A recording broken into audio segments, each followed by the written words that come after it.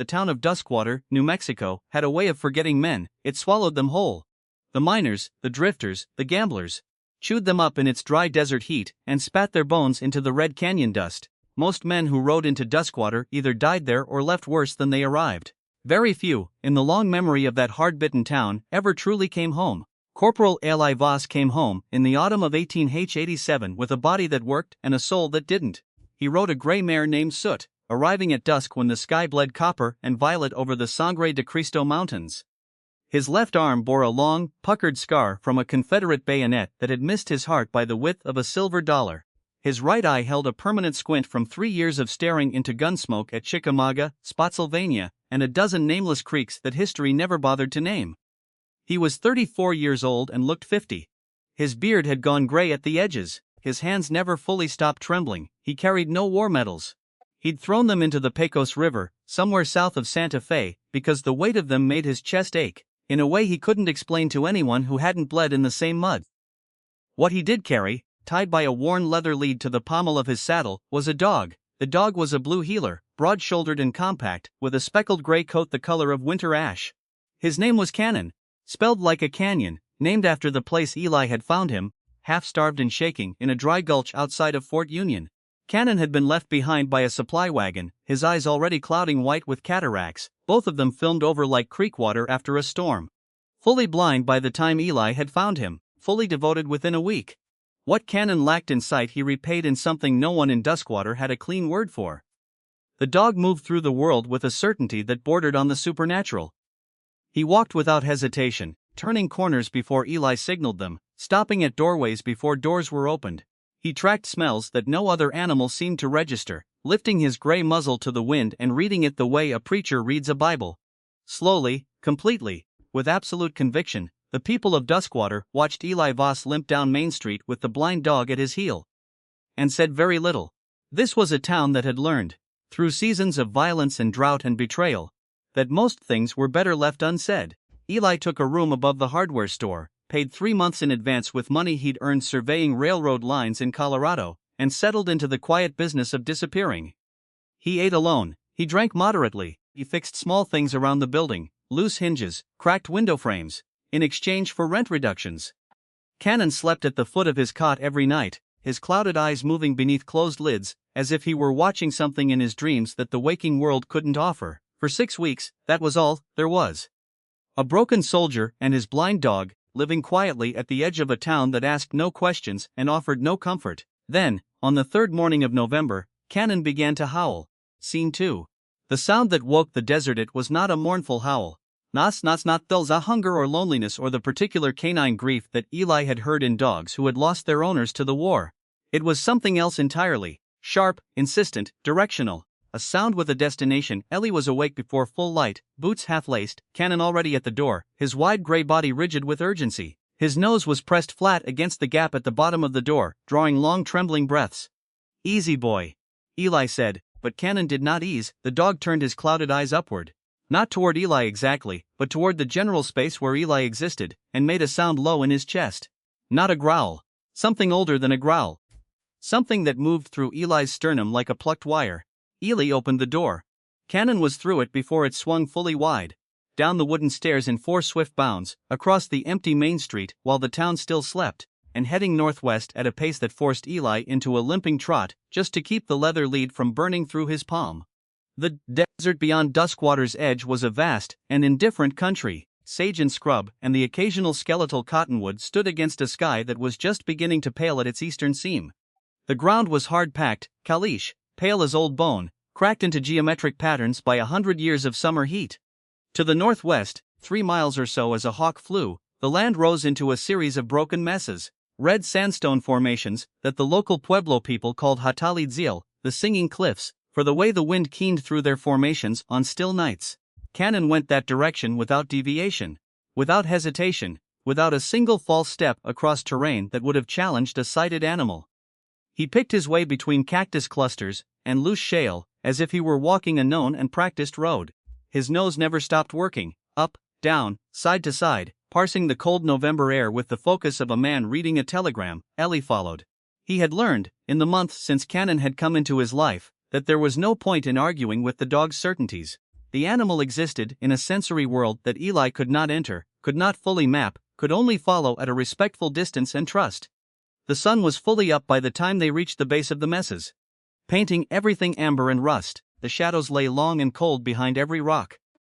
And here at the base of a narrow slot canyon where two sandstone walls pressed close enough together to touch with outstretched arms, Canon stopped. He stopped and he dug, not frantically, not the way a dog digs after a prairie dog or a bone, deliberately, methodically, his broad gray paws working the sandy floor of the canyon in a steady rhythm, his body low, his clouded eyes pointed downward as if he could see through the earth itself to whatever waited beneath it. Eli crouched beside him and pressed his ear to the ground. And in the vast, cold silence of the desert morning, beneath 3 feet of packed canyon sand, he heard something that turned his blood to ice water. He heard a child breathing. Eli Voss had dug mass graves at Spotsylvania. He had pulled wounded men from collapsed earthworks at Petersburg. His hands knew the terrible business of moving earth to reach what lay beneath, and they went to work now with the muscle memory of a man who had done this before. In the worst possible circumstances, he used his hands, then a flat piece of sandstone as a makeshift shovel, then his hands again. Canon sat back and let him work, his gray head canted to one side, his ruined eyes calm and patient, still reading the air. 8 inches down, Eli's fingers found wood. It was a crate. Pine board construction, roughly 18 inches wide and 30 inches long, the kind of box a general store might use to ship canned goods or ammunition. It had been sealed with iron nails and wrapped once around with a length of rusted chain, the chain padlocked at its joining point, with a lock the size of a man's fist. From inside the box came the sound that had stopped Eli's heart. Shallow, irregular breathing, small lungs working hard. A child, alive, sealed inside a pine crate beneath the floor of a slot canyon, in the middle of the New Mexico desert. Eli did not have a key. He did not have a pry bar. What he had was a soldier's economy of options. The kind of thinking that happens when the acceptable answer is the only answer, regardless of difficulty. He went back to Soot, who had followed them at her own pace, and stood now at the canyon mouth, with the patient boredom of a well-trained animal. And from his saddlebag, he retrieved a short-handled hatchet. He was back at the crate in under 2 minutes. He broke the chain first. 3 clean strikes at its weakest link, the padlock spinning away into the sand. Then he went after the nails, working the hatchet blade beneath the lid at each corner, the old pine splintering in the cold morning air. His hands were bleeding from the digging. He did not notice, the lid came off on the 4th attempt. Inside, curled on her side in a nest of burlap sacking, was a girl. She was perhaps 7 years old, dark-haired, her skin the warm brown of the Pueblo people who lived in the mesas north of town. She wore a cotton dress the color of turquoise, now filthy and torn at one sleeve. Her eyes were closed, her lips were dry and cracked. But her chest moved, slowly, shallowly, but it moved, and when Eli laid 2 fingers against her throat, he found a pulse was thin as a thread but present. Canon moved to the edge of the crate, lowered his broad gray head, and licked the girl's face once. Her eyelids fluttered. Eli Voss, who had not prayed since a rainy morning outside of Fredericksburg, when he'd watched his entire company cut down in a wheat field, looked up at the narrow slice of blue sky between the sandstone walls, and said the only prayer he could remember. Then he gathered the child in his arms and ran. Duskwater's doctor was a compact, careful man named Harold Fitch, who had studied medicine in Philadelphia and ended up in New Mexico by a combination of poor investments and a wife who loved the desert. He met Eli at his door with the expression of a man who had learned not to be surprised by what the desert produced. He took the girl without a word and had Eli and Canon wait on the porch. Eli sat on the top step and shook. Not from cold. Canon pressed against his left leg and did not move. Within the hour, the word had spread through Duskwater the way all urgent words spread in small towns. Invisible, instant, and total. People materialized on the street outside Dr. Fitch's house in ones and twos, the way iron filings gather at a magnet. They spoke in lows of voices and watched the door and said very little to Eli, who sat on the porch step and watched them watching him.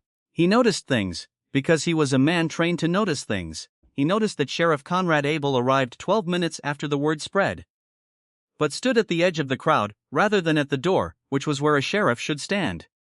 He noticed that Abel spoke quietly to 2 men Eli didn't recognize, men in good boots and clean coats, who had the particular stillness of men who were very carefully pretending to be relaxed. He noticed that the owner of the Duskwater Territorial Bank, a tall, pale man named Rutherford Grace, arrived not from the direction of his home but from the direction of the livery stable, as if he had been about to ride somewhere and had thought better of it. He noticed that no one asked who the girl was. In Eli's experience, When an unknown child was found near dead in a box in the desert, the first question any decent person asked was, "Whose child is this?" Nobody in Duskwater asked it. Dr. Fitch emerged at noon with his sleeves rolled and his expression professionally neutral. The girl was stable, he said. Dehydrated, malnourished, a bruise on her left temple that suggested she'd been struck before being placed in the box. She would live. She had not yet spoken. "You know who she is?" Eli asked quietly, so only Fitch could hear. The doctor looked at him for a long moment. Then he looked at Canon, who had lifted his gray muzzle and was pointing it directly at Fitch with an accuracy that was almost unsettling for a blind animal. "I have my suspicions," Fitch said. He glanced at the crowd. "Come back after dark. Alone." He paused. "Well, as alone as you get." He looked at Canon one more time, then went back inside. At 9 o'clock that night, with the town settled into its after-supper routines and the November wind working through the gaps in the boardwalk planks, Eli knocked at the back door of Dr. Fitch's house. Canon was at his heel, silent as shadow. Fitch brought them into his study, a small room walled with medical texts and government surveys maps, and poured 2 glasses of whiskey without asking. He handed one to Eli, glanced at Canon, and set a bowl of water on the floor with the matter-of-fact hospitality of a man comfortable with unusual guests. "The girl's name," Fitch said without preamble, sitting across from Eli in a leather chair worn smooth at the armrests, "is Saya. She's the granddaughter of Tomas Nativo." "You know that name?" Eli did not. Tomas Nativo was the elected headman of the Pueblo community north of the mesas. Past tense was. He died 8 days ago. Officially, he fell from his horse. Fitch paused to drink. Tomas Nativo was the finest horseman in this territory for 30 years. He rode before he could walk. He did not fall from his horse. Eli waited. 3 weeks before Tomas died, Fitch continued, his voice dropping lower, he came to me. Not for medicine. He brought me something to look at. A document, survey papers, a government land assessment, official seal and all, that reclassified a significant portion of the mesa land. Land his people had farmed for 200 years. As federally unoccupied territory, eligible for private acquisition. Fitch's jaw tightened.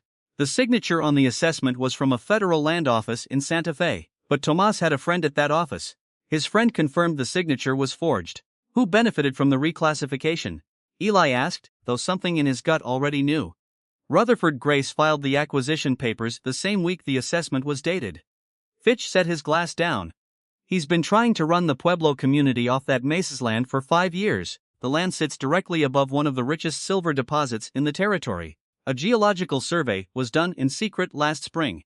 Grace has been buying up every parcel adjacent to the mesa for 2 years in preparation, and the girl? Fitch was quiet for a moment. After Tomas died, his daughter, Saya's mother, tried to reach the federal marshal's office in Santa Fe. She didn't arrive. She's still missing. He looked at his hands. I believe they took the child to ensure her mother's silence, or to use as leverage, or because she witnessed something she shouldn't have. He paused, or all three. Eli sat with this for a long moment. Canon, who had drunk half the water in his bowl, now sat perfectly still beside Eli's chair, his clouded eyes pointing with uncanny precision at the study door, as if listening to something on the other side of its app. Why are you telling me this? Eli asked. Because I've lived in this town for 11 years. Fitch said quietly, and I've never found the courage to say it out loud before. He looked at Eli steadily. And because that dog of yours just led you across 3 miles of open desert to a buried child, and I figure a man traveling with that kind of animal might have some use for the truth. In the silence that followed, Canon stood up, walked to the study door, and pressed his nose against the gap at the bottom. Someone, on the other side of that door, in the darkened hallway of Fitch's house, was holding their breath. Eli moved before thought had time to slow him. The old soldier's reflex, the body knowing what the mind was still processing. He crossed the study in 3 strides, turned the handle, and pulled the door open in one motion. The man in the hallway was young. 25 at most. With the sun-darkened face of someone who worked outdoors, and the frightened eyes of someone who had been listening at doors and knew exactly how badly that could go. He wore a deputy's star on his coat that Eli hadn't seen before, which meant he was new to the job, which meant he was probably not yet fully committed to whoever had given it to him. He had his hand on his holster but hadn't drawn, which Eli read as a good sign. Canon sat down calmly behind Eli's left leg and did nothing alarming. Sheriff send you? Eli asked the deputy. He couldn't have been more than a boy up close, swallowed hard. Mr. Grace sent word to the sheriff. Sheriff sent me to. He stopped, recalibrated, to see what the doctor was saying. And what are you going to tell them? Another long swallow. His eyes went to Canon, sitting peaceful and blind in the lamplight, and something in the deputy's face shifted. the particular shift that happens when a person makes a choice they've been putting off. Nothing, the deputy said. I'm going to tell them you talked about the girl's health, nothing more. Ellie studied him. What's your name? Pruitt, Jesse Pruitt. I've been deputy 3 months. He straightened slightly. I didn't sign on for whatever this is, I signed on to keep the peace. Then help me keep it, Eli said. What happened in the following 48 hours moved through the territory like a grass fire. Fast, total, and impossible to contain once it had taken hold. Jess Pruitt, it turned out, had been carrying his own quiet evidence. In his 3 months as deputy he had copied, in a small leather notebook, dates and names and movements that hadn't sat right with him. Midnight riders heading toward the mesa. Supply wagons, whose manifests didn't match their loads. A conversation he'd overheard between Sheriff Abel and 2 men from Santa Fe that had kept him awake for a week. He hadn't known what to do with it. He was 25 years old and new to his star, and the men above him were large and established and he was neither. He gave the notebook to Eli without being asked twice. Eli, who had spent 3 years in military intelligence before his infantry posting, read it in 2 hours and understood immediately what he was looking at. This was not simply a land theft. This was a coordinated operation involving forged federal documents, the murder of a community leader, the disappearance of a woman and the abduction and attempted disposal of a 7-year-old child. It had the structure of something planned, and rehearsed and backed by money that came from a long way above Duskwater. He wrote a full account by lamplight, Fitch providing the medical details and the document history, Pruitt filling in the gaps from his notebook. He wrote it clearly and completely, the way a military field report is written. Facts, dates, names, no editorializing. He wrote 3 copies by hand at 4 in the morning, with Canon asleep at his feet. He sealed the copies in 3 separate envelopes. One went, by Pruitt's hand, to the federal marshal's office in Santa Fe via the morning stage. One went to the territorial newspaper in Albuquerque. One went, at Fitch's suggestion, and via a Pueblo runner the doctor had trusted for a decade, to a federal judge in Denver who had made his reputation prosecuting land fraud cases in Wyoming. Then Eli Voss sat on the front step of Fitch's house in the last dark hour before dawn. Canon pressed against his knee, and waited to see what the morning would bring. What it brought was Rutherford Grace.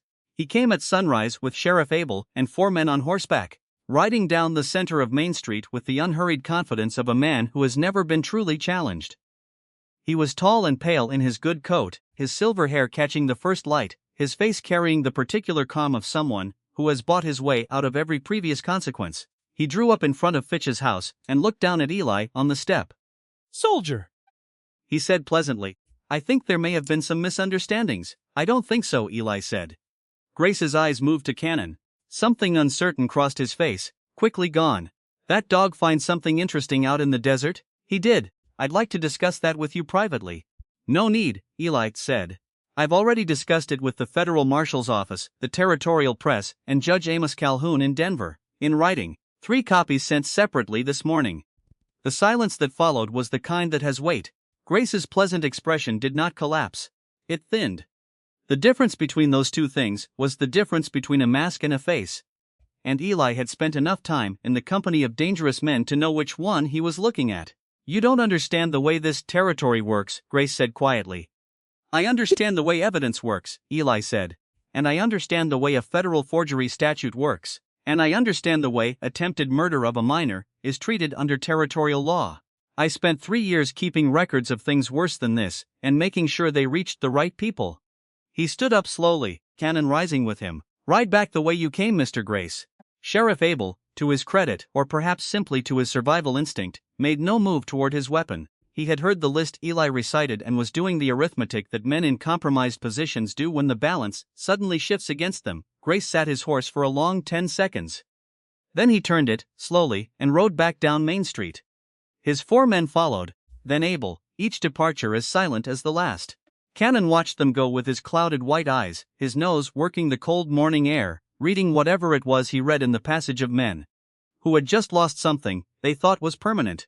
The federal investigation arrived in Duskwater 14 days later, in the form of 3 marshals, 2 federal attorneys, and a land office inspector from Washington, who had been dispatched the moment the Denver judge's copy of Eli's account had hit the right desk. What they found in Rutherford Grace's bank, in a locked strongroom behind his personal office, was enough to unsettle the territorial government for years. There were forged assessment documents for not 1 but 11 parcels of land, across 3 counties, each one following the same pattern: a false federal classification, a swift private acquisition, and a community. Pueblo, Apache, and Mexican farming families alike, quietly displaced or frightened off. There were ledger entries connecting Grace to a land speculation syndicate based in Washington and New York. Entities with respectable names and a systematic practice of stripping Western territories of communal land and reselling it to mining and railroad interests.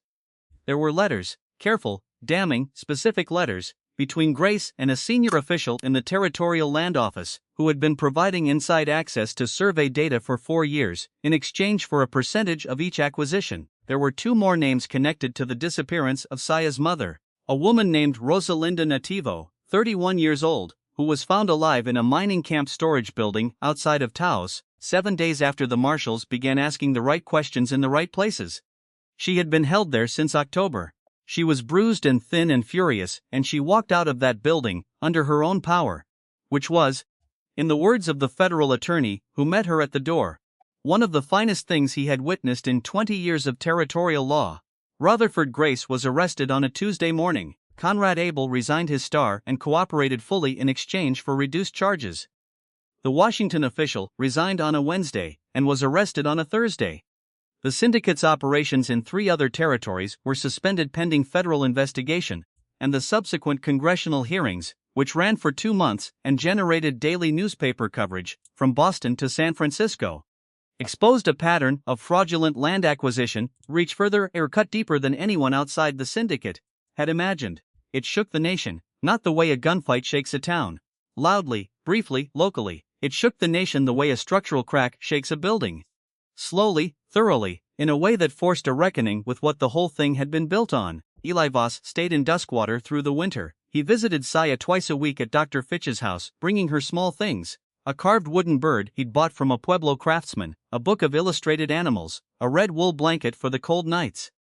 She spoke, eventually. Not much, and not yet about what had happened, but she spoke. She asked about Canon. She wanted to know how the dog walked so straight when he couldn't see. Ellie thought about that for a long moment. He knows where he needs to go, he said finally. He just goes there. She accepted this with the seriousness of a child who has learned too early that the world contains things that don't have clean explanations. And that sometimes that's all right. Canon, for his part, took to sitting beside her window on his visits. His gray bulk settled contentedly on the sill, his ruined eyes pointed at the mesa horizon, his nose making its endless patient inventory of the desert air.